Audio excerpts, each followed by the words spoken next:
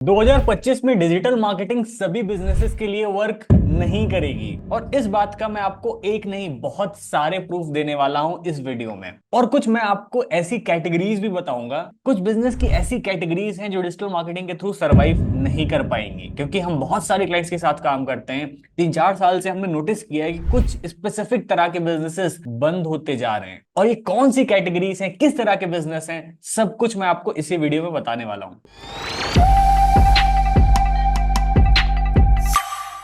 तो जब भी आप इंस्टाग्राम पे स्क्रॉल करते हो, यूट्यूब पे जाते हो, फेसबुक पे जाते हो, तो पूरे दिन में आप कितने एड्स देखते होगे? 10, 20, 30, 40, 50, 100, शायद उससे भी ज्यादा। आप जिस भी प्लेटफॉर्म पे जाते हो आप एड्स जरूर देखते हो, ठीक है। मान के चलते ऑन एन एवरेज आप 50 एड्स पे देखते हो, तो उसमें से याद आपको कितने रहते हैं? अगर मैं सही जवाब दूं तो शायद एक भी नहीं। आपने पूरे दिन में जितने भी एड्स देखे हैं फेसबुक पे, इंस्टाग्राम पे, यूट्यूब पे, आपको उसमें से एक भी एड ऐसा नहीं होगा जो याद रहेगा। और ये सिर्फ आपके साथ नहीं, हर किसी के साथ हो रहा है। जो आपके कस्टमर्स हैं, जो हमारे क्लाइंट्स हैं, हर किसी के साथ यही सेम चीज है। इतने ज्यादा एड्स हो चुके हैं कि लोग अब उन एड्स को इग्नोर करने लगे हैं, और सबसे खराब पार्ट है वो एक्टिवली उन एड्स को अवॉइड कर रहे हैं। वो नहीं चाहते हैं एड्स दिखें। और ये बात इस चीज से प्रूव होती है कि YouTube प्रीमियम के सब्सक्राइबर्स 2015 में 1.5 थे, और 2024 में ये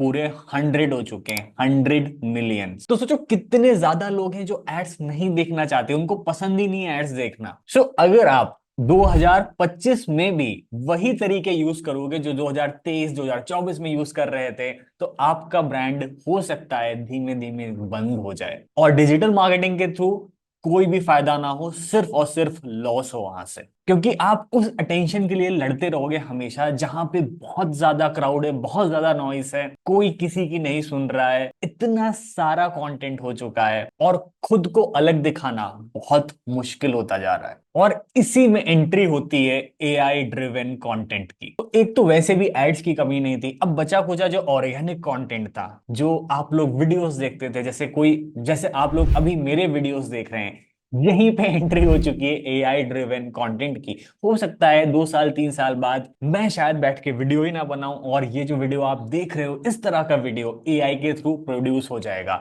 और अभी भी बहुत सारे लोग कहते हैं कि यार नहीं, एआई वो इमोशन नहीं ला सकता है, वो तरीका नहीं ला सकता है, वो क्रिएटिविटी नहीं है एआई के पास। आप कुछ इन वीडियोस को देखिए, ये बहुत फेमस यूट्यूबर्स जैसे कि वरुण, फाइनेंस विद शरण, ये सारे जो वीडियोस आप देख रहे हो ये एआई जनरेटेड है। और बहुत कम लोगों को एक्चुअल पता चलता है कि ये सारे वीडियोस पूरे एआई से बनाएंगे, मतलब इनकी आवाज से लेके इनका जो वीडियो है सब कुछ एआई से क्रिएट किया गया है, उस वीडियो को एडिट किया गया है। और बहुत कम लोग समझ पाते हैं कि एक्चुअल में ये वीडियो रियल नहीं है। तो अब जितने भी लोग क्वेश्चन कर रहे हैं कि यार नहीं, ये वीडियो में वो मजा तो नहीं है जो मैं आपका वीडियो देख रहा हूँ, कि आप तो खुद वीडियो क्रिएट कर रहे हो, बट एक बार सोच के देखो, ये 2024 है, अभी एआई को आए हुए इंटीग्रेशन को कितना टाइम हुआ है? ठीक है, हम लोग तो अभी कुछ सालों से सिर्फ एआई के बारे में सुन रहे हैं, बट 2025 26 27 कितना एडवांस कर जाएगा और कितनी तेजी से ये आगे बढ़ेगा, कोई सोच भी नहीं सकता है। सो एक टाइम पे क्या होगा, एआई इजीली एक्सेसिबल हो जाएगा, हर कोई इन टूल्स को, सॉफ्टवेयर्स को खरीद पाएगा, और जितने भी बिजनेसेस हैं हर कोई ऑलमोस्ट यही टूल यूज करता रहेगा, और इन्हीं टूल से वो कंटेंट बनाएंगे, और कंटेंट को अलग दिखाना बहुत मुश्किल हो जाएगा। और अगर आप ये सोच रहे हो कि खुद के वीडियोस क्रिएट करोगे, तो कहीं ना कहीं आप एआई से डायरेक्ट compete कर रहे हो, जहां पर बड़े बिजनेसेस लार्ज स्केल में बिना किसी इन्वॉल्वमेंट के बहुत सारे घंटों का कंटेंट बना सकते हैं। सो यहाँ पे बहुत बड़ा क्वेश्चन मार्क आता है कि आप खुद को अलग कैसे दिखाओगे। और ये भी एक दूसरा बहुत बड़ा रीजन है कि शायद 2025 आते आते डिजिटल मार्केटिंग में जो हम पैसे इन्वेस्ट करते हैं एड्स में या सर्विसेज में, वहां से पैसे निकालना बहुत मुश्किल हो जाएगा। परेशान मत हो, अभी मैं आपको वो चीज भी बताऊंगा जो आपको अलग करनी है, जो आपको अडेप्ट करनी है, या फिर क्योंकि क्योंकि हमारा तो यही काम ही है, हम तो डिजिटल मार्केटिंग करते हैं। अराउंड द ग्लोब हमारे 60 to 70 क्लाइंट्स हैं जिनके लिए हम एक्टिवली मार्केटिंग करते हैं, और हम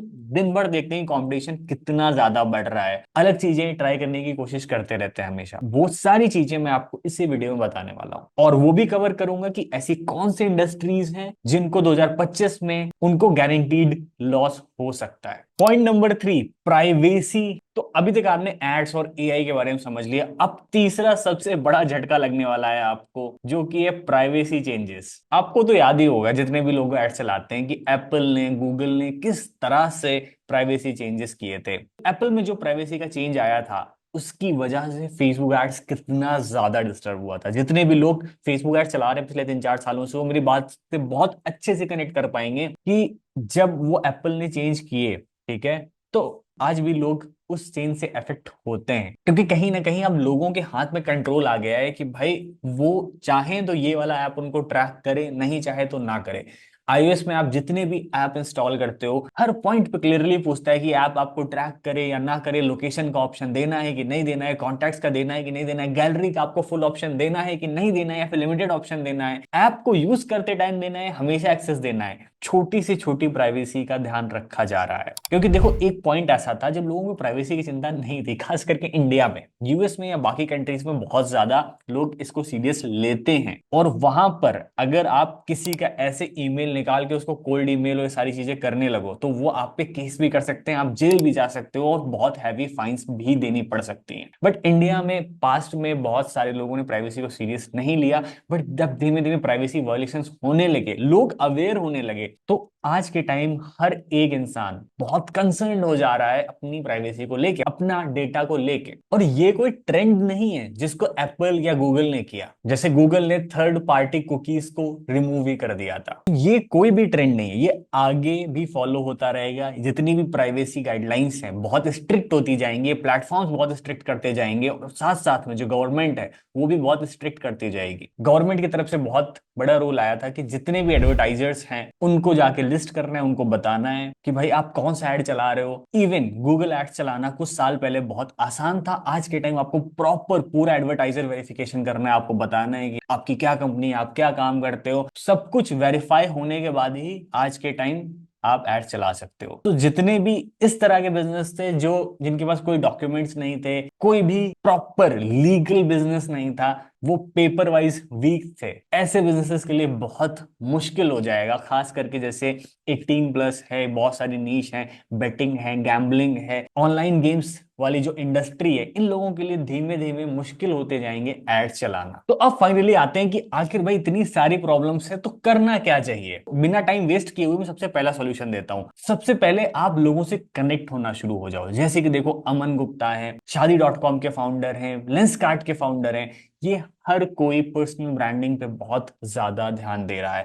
हर कोई अपने कस्टमर के साथ इंडिविजुअल लेवल पे कनेक्ट हो रहा है, वो एक कम्युनिटी बना रहे हैं, ठीक है। जैसे देखो बोट इस चीज में बहुत बढ़िया मार्केटिंग मूव कर रहा है, वो बड़े बड़े सेलिब्रिटीज को लेके आया, बहुत सारे बड़े बड़े शोज हुए जहां पे बोट ने स्पॉन्सर किया है, बहुत सारे ऐसे हैशटैग्स हैं जो चलाए गए हैं। इससे लोगों को ये मैसेज जाता है कि भाई वो सिर्फ एक ब्रांड नहीं, वो एक, अगर आप एक प्रोडक्ट खरीद रहे हो तो एक कंपनी से प्रोडक्ट नहीं खरीद रहे हो, आप उसकी कम्युनिटी से जुड़ रहे हो, एक लाइफस्टाइल में आप लेके आ रहे हो अपने। और इसी तरह से जितने भी फाउंडर्स हैं हर कोई अपनी पर्सनल ब्रांडिंग पे बहुत ज्यादा ध्यान दे रहा है। जैसे कि बेला बेटा के फाउंडर को देख लो, ये अपने वीडियोस को बहुत ज्यादा एड्स में यूज करते हैं। तो क्या होता है, एक तो इनकी पर्सनल ब्रांडिंग हो रही है, दूसरा लोग इन पे ट्रस्ट भी बहुत ज्यादा करने लगे। और ये प्रूवन है, बहुत सारे न्यूज आर्टिकल्स में आया है कि पीयूष बंसल पर्सनल ब्रांडिंग की वजह से उनके बिजनेस को जेन्युइनली प्रॉफिट हुआ है। जो जितने भी एंटरप्रेन्योर्स हैं, फाउंडर्स हैं, मेरा एक ही सजेशन होगा कि अपनी पर्सनल ब्रांडिंग पे, चाहे आप यूट्यूब पे करो, लिंक्डइन पे करो, इंस्टाग्राम पे करो, करना शुरू कर दो। लोगों को ये फील होना चाहिए वो एक कम्युनिटी का पार्ट है। आज के टाइम लोगों को कस्टमर या क्लाइंट सुनना पसंद नहीं है, they want to be part of the community. Point number 2, आज भी बहुत सारे लोगों के पास कोई प्रॉपर सीआरएम नहीं है, कोई प्रॉपर गूगल शीट नहीं है। आज भी मेरे बहुत सारे क्लाइंट्स ऐसे हैं जो रजिस्टर पेन और पेपर लेके यूज करते हैं और उस पे सारा अपना डेटा एंट्री करते हैं कि भाई कितने पेशेंट आए, कितना कस्टमर आया, कितनी लीड्स कन्वर्ट हुई, कितनी नहीं कन्वर्ट हुई। फिर हम उनको कंसल्ट करते हैं कि भाई आज के जमाने में 2024-25 में ना पेपर छोड़ दो, अब एटलीस्ट गूगल शीट पे तो शिफ्ट हो जाओ, कम से कम नहीं सीआरएम सही है तो गूगल शीट पे शिफ्ट हो जाओ। इतने सारे सीआरएम्स हैं, फ्री सीआरएम्स भरे पड़े हैं। मैं यहाँ पे किसी का भी नाम नहीं लूंगा क्योंकि मुझे कोई भी सीआरएम प्रमोट नहीं करना है, बट फ्री सीआरएम्स हैं, आपको कुछ भी दिमाग नहीं लगाना है, अपनी वेबसाइट को, फेसबुक पेज को उससे कनेक्ट कर देना और आपका सारा डेटा स्टोर होता रहेगा। और डेटा ये स्टोर करना क्यों है, देखो आज के टाइम डेटा बहुत इंपॉर्टेंट हो चुका है। हर बार आप एड्स पे पैसे खर्च करोगे, कस्टमर को एक्वायर करोगे, उसको सामान बेचोगे, फिर पैसे खर्च करोगे, फिर कस्टमर एक्वायर करोगे, फिर सामान बेचोगे, और जो आपके पुराने कस्टमर्स हैं उनको आप छोड़ते जा रहे हो। ज्यादातर बिजनेसेस ऐसे होते हैं जिनको पुराने कस्टमर से भी अच्छा खासा बिजनेस कर सकते हैं। तो आपको कभी अपने पुराने कस्टमर्स को छोड़ना नहीं है। जितना भी डेटा आ रहा है, किसी भी सीआरएम को यूज कर लो, उस डेटा को इकट्ठा करते जाओ, प्रॉपर सेग्रीगेट करते जाओ। जो आपके काम का डेटा है उसको फिल्टर करते जाओ। मतलब कि फालतू का डेटा नहीं होना चाहिए कि मेरे पास तो 1 लाख नंबर पड़े, 1 लाख नंबर का क्या करोगे आप, कोई काम नहीं आएंगे। तो आप को हमेशा हर एक महीने में डेटा को फिल्टर करते रहना है। जो उसमें ढंग का डेटा है उसको रखना है, जो फर्जी का डेटा है उसको हटाते जाओ, और उस डेटा को अलग अलग तरीके से रीमार्केट करो। अगर आपको लगता है कि वो कॉलिंग के थ्रू एक्टिव हो सकते हैं, तो आप उनको जब भी कोई फेस्टिवल आने वाला हो तो एक कॉल करा दो, एक कूपन बना के उन सबको व्हाट्सएप कर दो। ये कूपन सिर्फ हमारे उन क्लाइंट्स के लिए जो हमारे पुराने क्लाइंट्स हैं, हम आपको इतने परसेंट ऑफ या इतने हैम्पर्स ये सब कुछ दे रहे हैं। जैसे कोई फेस्टिवल आए, अपने सारे क्लाइंट्स को आप गिफ्ट दे दो। अभी अभी दिवाली आया था, और हमारे जितने भी क्लाइंट्स थे, जो एक्टिव क्लाइंट्स थे, हमने तो उनको दिया भी। जो क्लाइंट्स हमारे साथ काम कर चुके हैं पिछले 2 साल 3 साल से, हमारे जितने भी वेंडर्स हैं, हमारे साथ जो भी लोग कॉन्ट्रैक्ट में काम करते हैं, टीम में काम करते हैं, हमने सबको गिफ्ट्स दिए। क्योंकि जितने भी लोग हमारे साथ जुड़ते हैं, इट डजंट मैटर यार कि वो अभी हमारे साथ काम कर रहे हैं कि नहीं कर रहे हैं। द पॉइंट इज कि एक बार उन्होंने हमारे साथ काम किया, हमारे कनेक्शन बना गया, हमारा एक रिलेशनशिप है, ठीक, हमारा एक रिलेशनशिप है। उस रिलेशनशिप का बेस ये नहीं कि वो काम करें या ना करें।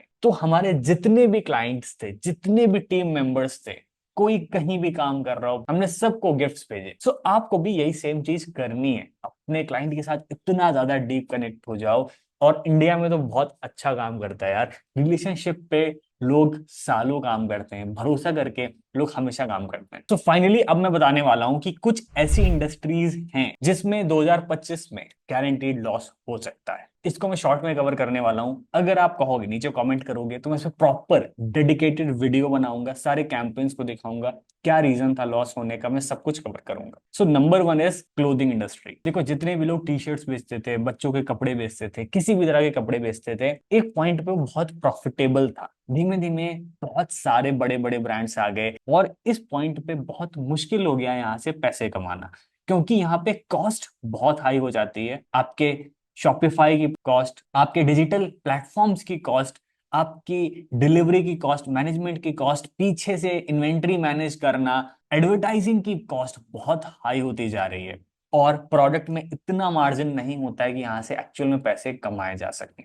बहुत सारे लोग मीशो पे शिफ्ट हो रहे हैं। मेरे बहुत सारे जानने में लोग हैं जो मीशो पे अच्छा सेल कर रहे हैं। मैंने वेरीफाई नहीं किया, बट उन्होंने ऐसा मुझे कहा है कि मीशो कोई भी बीच में परसेंटेज चार्ज नहीं करता है। Meesho earns from the advertising, कि आप एड चलाओ, वहां से वो पैसे कमाएंगे। आपके प्रोडक्ट बिकने पे उनको कोई कमीशन नहीं है, इसीलिए वो बहुत सस्ते पे उस प्रोडक्ट को मीशो पे सेल कर पाते हैं। और बहुत सारे लोग ऐसे हैं जो एक्चुअल में वहां से पैसे कमा रहे हैं। अगर आप खुद का D2C ब्रांड बनाना चाहते हो और मार्केट प्लेस के बजाय आप डायरेक्ट सेल करना चाहते हो, तो क्लोथिंग ऐसी नीश होती जा रही है जो सिर्फ पैसे खा रही है। आपके ब्रांड में कोई प्रॉपर यूएसपी नहीं है, या कोई वो प्रॉब्लम नहीं सॉल्व कर रहा है। सेकेंड इंडस्ट्रीज जो स्किन केयर के जितने भी प्रोडक्ट्स हैं। अब आप कहोगे कि यार स्किन केयर के प्रोडक्ट्स तो बहुत अच्छे चलते हैं, बट जो हमारा एक्सपीरियंस है, जो हमने अभी तक एड चलाए हैं स्किन केयर के, जो हमारे कुछ ब्रांड्स बहुत अच्छे चल रहे हैं, उसके पीछे वही रीजन होता है, बहुत ज्यादा ट्रस्ट और अथॉरिटी क्रिएट करना। अगर आज के टाइम आपके पास इतने पैसे हैं कि आप उसको स्पेंड कर सकते हो ट्रस्ट और अथॉरिटी क्रिएट करने, तो बहुत अच्छी बात है।